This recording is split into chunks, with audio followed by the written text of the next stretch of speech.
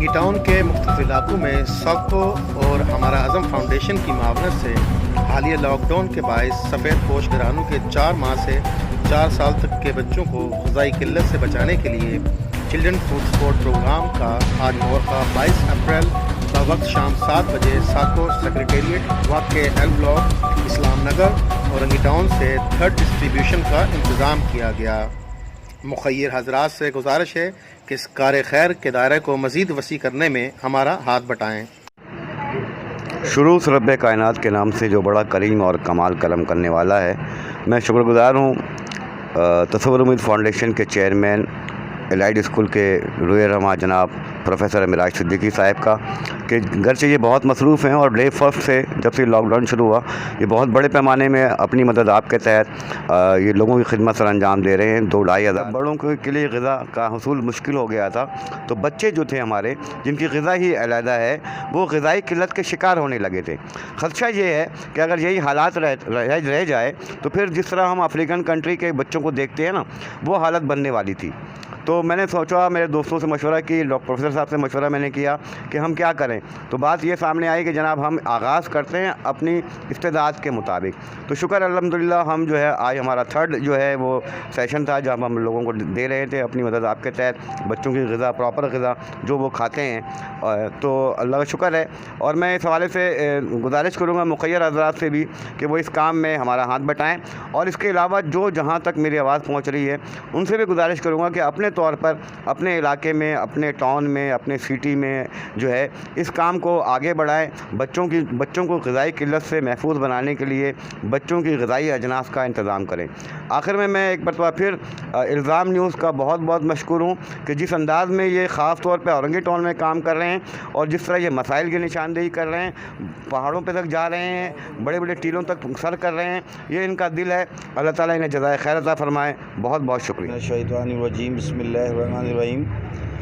ये बच्चों के लिए जो 6 महीने के, 1 साल के, 3 साल के लिए फैज़ भाई ने सेंड एकेडमिक कल्चर्स के जो प्लेटफॉर्म पर इन बच्चों को याद किया, ये पूरी दुनिया में, मैंने इस प्रोग्राम में आने से पहले पूरी दुनिया की रिसर्च की। एक गवर्नमेंट की सतह पे तो मुमकिन है, लेकिन आज तक किसी NGOs ने इस चीज़ पर कभी कंसिडर नहीं किया होगा।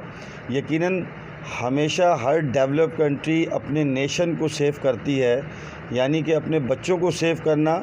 जैसे फ़िरौन के टाइम पे मूसा अलैहिस्सलाम को सेव किया गया और अल्लाह पाक ने अपनी तदाबीरें लगाईं, इसी तरीके से अल्लाह पाक ने फैज़ भाई को इस्तेमाल करके इस बुरे वक्त में जो हर शख्स जो बड़ा परेशान है, ग़िज़ा से महरूम है, कारोबार से महरूम है, इस पे इनकी ये काविश यकीनन खराज तहसीन के मुस्तहक़ है। यानी अल्लाह रब्बुल इज़्ज़त राज़िक़ हैं। इल्ज़ाम न्यूज़ यकीनन एक्चुअली हर शख्स, मैंने किसी से पूछा कि भाई एक जगह पर बहुत परेशानी है, तुम रिकॉर्ड कर लो, तो उन्होंने कहा कि भाई वादियों से फ़ायदा क्या होगा हमारे न्यूज़ का।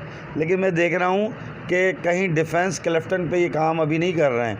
ये मखसूस औरंगी टाउन में जो सबसे ज़्यादा मुतासिर इलाका और सबसे बड़ा टाउन जो 25-50 लाख की आबादी का है, उसमें सबसे ज़्यादा दिहाड़ी मज़दूर रहते थे। उनकी आवाज़ को पूरे दुनिया तक पहुंचाने पे जो इल्ज़ाम न्यूज़ काम कर रहा है, यकीनन ये बहुत बड़ी बात है। यकीनन किसी मज़लूम की मदद करना, मज़लूम की आवाज़ बनना और आगे तक पहुंचाना, इस पे अल्लाह रब्बुल इज़्ज़त जो अजर अज़ीम फरमाएंगे। यकीनन यही लोग इस वक्त में अच्छा काम कर रहे हैं। मुखर्रिर तारीख़ इस बात की गवाह देगा कि किसी ने किस वक्त में क्या काम किया। बड़े से बड़े न्यूज़ में ये नहीं बताया जा रहा है, सिर्फ डराया जा रहा है कि जनाब ये इतने मर गए, इतने हॉस्पिटलाइज हो गए, फैक्ट्री बंद हो गई।